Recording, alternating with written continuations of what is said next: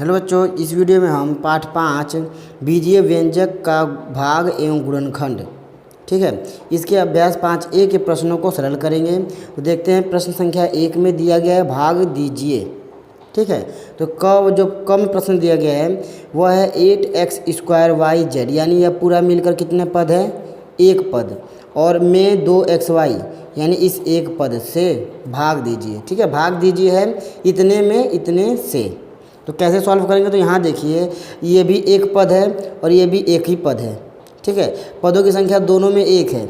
जब एक पद वाली संख्या में यानी कि भाग जिससे भाग देना है और जिससे देना है दोनों एक पद होगा तो उसको बस इस रूप में लिख देंगे 8x² बटे में 2xy, इस रूप में लिख देंगे और फिर सॉल्व करेंगे। तो देखिए सबसे पहले किससे कटाएंगे, ये 2 है और ये 8 यानी अंकों से।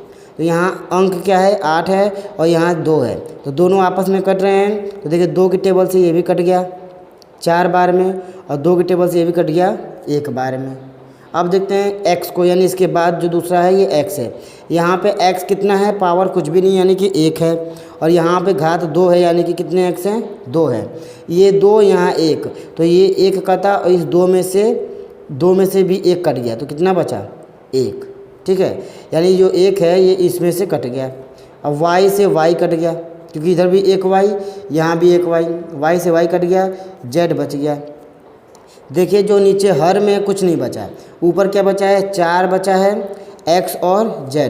तो इसका आंसर हो जाएगा आपका 4zx, या फिर लिख सकते हैं इसे 4xz, ठीक है। कुछ भी लिख सकते हैं, आगे पीछे कर सकते हैं व्यंजकों को, ठीक है। तो आपका आंसर हो जाएगा 4xz या 4zx। आज देखते हैं प्रश्न संख्या 2 को। तो दूसरे में क्या दिया गया है कि 15x² में 3x² से भाग देंगे। तो यानी कि देखिए यहाँ भी एक पद है, यहाँ भी एक एक पद है, तो दोनों को इस तरह लिख देते हैं 15x², ठीक, बटे में 3x²। एक और तरीका है, इसको आप पूरा विस्तार कर सकते हैं ना। 15 को गुणनखंड क्या होगा, 3 × 5, x² का मतलब होता है x × x, और y³ का मतलब y × y, ठीक है। गुणनखंड करके भी हल कर सकते हैं। 3 का देखिए 3, और x² का x × x, y² का y × y, इस तरह देखिए।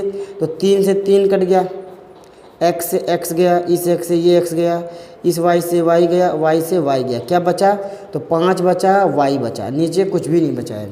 तो आंसर हो जाएगा 5y, ठीक है। इस तरीके से भी आप कर सकते हैं गुणनखंड के रूप में रख कर। आइए देखते हैं ग वाले प्रश्न को। तो यहाँ देखिए यहाँ भी 2 पद और यहाँ भी 2 पद है, यानी कि इसका हमें गुणनखंड करना होगा। तो गुणनखंड कैसे करेंगे, तो यहाँ देखिए लिखा है a² - b², यानी ये फॉर्मूला लिखा गया है। कौन सा फॉर्मूला है, a² - b² मतलब होता है a + b × a - b, ठीक है। यानी कि a² - b² का फॉर्मूला क्या होता है, a + b a - b, इतने में किससे भाग देना है, a + b से, ठीक है। a + b से भाग देंगे तो यहाँ देखिए a + b यहाँ गुणा कर रहा है इससे, और यहाँ a + b भाग दे रहा है, तो ये पूरा a + b इससे कट गया। आंसर क्या आ जाएगा, a - b, ठीक है। आइए देखते हैं प्रश्न संख्या 2 को।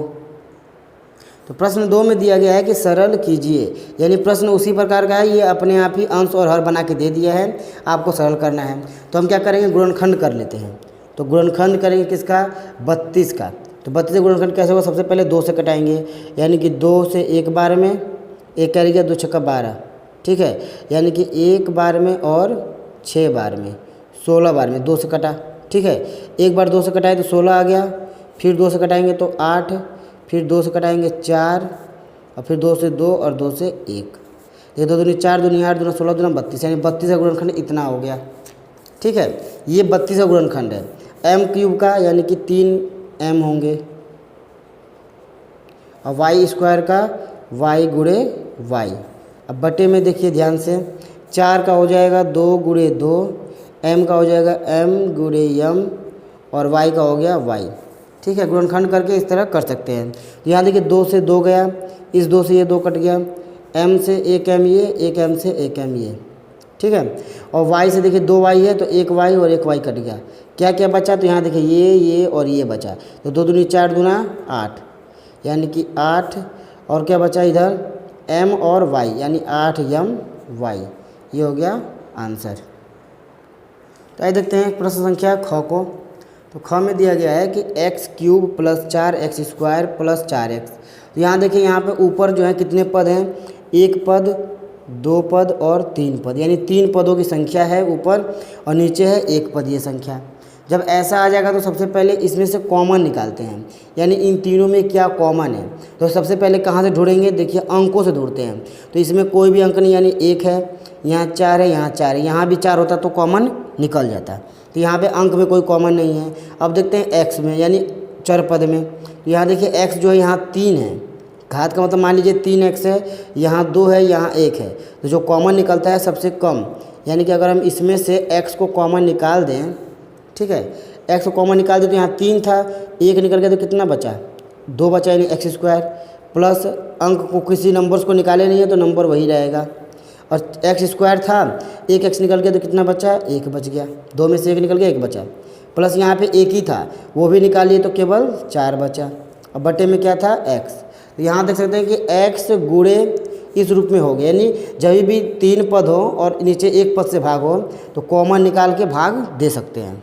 ठीक, तो यहाँ देखिए ये 1 पद और यह 1 पद कट गया आपस में, ठीक है, यानी अनेक पद वाले में किसी एक पद से भाग देंगे तो इस तरह कॉमन निकाल कर सकते हैं। यहाँ भी x था, यहाँ भी x था, जो हमने कॉमन निकाला तो x निकला और x से भाग देना था तो ये कट गया, तो क्या बचा, x² + 4x + 4। ये हो जाएगा इसका आंसर। देखते हैं प्रश्न संख्या ग को। यहाँ भी इसी प्रकार है कि 16x² - 8x²। तो यहाँ देख सकते हैं 8 से ये 16 भी कट रहा है, 8 भी कट रहा है, और नंबर में यानी 16 और 8 में क्या कॉमन निकलेगा, 8। ऐसा कॉमन निकालते हैं कि उसको घटाने पर सबसे बड़ा अंक होना चाहिए कॉमन, जो दोनों के टेबल में आ जाए। ठीक, तो ये 8 निकल गया।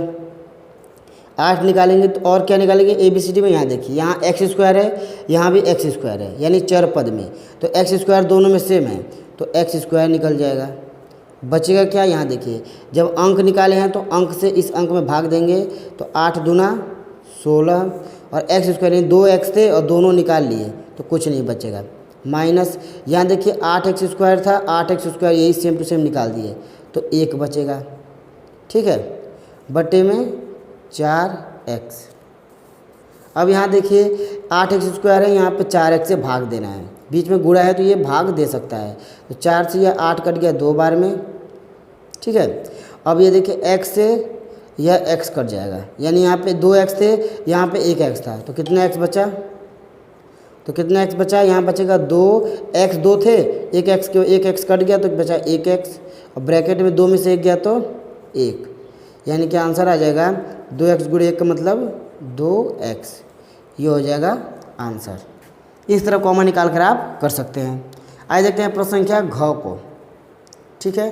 तो इसमें देखिए क्या कॉमन दिख रहा है, तो पहले नंबरों में देखते हैं। तो नंबर जब कॉमन लेना होता है तो सबसे छोटी संख्या देखते हैं। तो सबसे छोटी संख्या कौन है इसमें, 24, 18 और 9 में 9 है, तो 9 से सभी संख्या कट जा रही हैं, नहीं, तो 9 का गुणनखंड होता है 3 गुणे 3।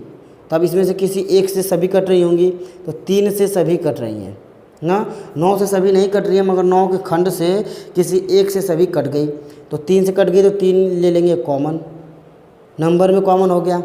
अब क्या करोगे, अब चर पद से कॉमन लेना है, तो चर पद में भी सबसे छोटी घात कॉमन लेते हैं। यहाँ पे a पे 2 है, यानी 2a है, ये 1 ही है, यानी कि जब यह 1 है तो इसी छोटे से भाग निकालेंगे सब में से। तो इसके पास 1 है, इसके पास 2 है तो 1 होगा तभी 2 है, इसके पास 3 है तो ये भी 1 दे सकता है, तो a निकाल लेंगे, ठीक है। बचा क्या, अब देखिए भाग देते चलेंगे, 9 में 3 से भाग देंगे, क्योंकि कॉमन का मतलब भाग होता है। 9 में 3 से भाग देंगे तो 3 बार में, और a कितने थे 2, एक a निकल चुका है तो 1 a बचेगा। माइनस 24 में 3 से भाग देंगे तो 8, एक ही a था वो भी निकल गया, 8 ही बचा। माइनस 18 है ना, तो 3 से भाग देंगे, 3 के टोल में 18 कवर में आता है, 3 छक 18, ठीक है, 3 छक 18, 6 बार में 18 आ गया। यहाँ a 3 है, यानी a³ है, 3a है, और निकला सिर्फ 1 है, तो बच गया 2 स्क्वायर में। अब बटे में क्या है 3a, कॉमन लेने के बाद ये देखिए दोनों कट गया तो आंसर आ जाएगा 3a माइनस 8 माइनस 6a²। ठीक है, तो आज की वीडियो में बस इतना ही। आगे की एक्सरसाइज को अगले वीडियो में सॉल्व करेंगे। अगर वीडियो पसंद आया तो लाइक करें। अब मिलते हैं अगले वीडियो में। जय हिंद।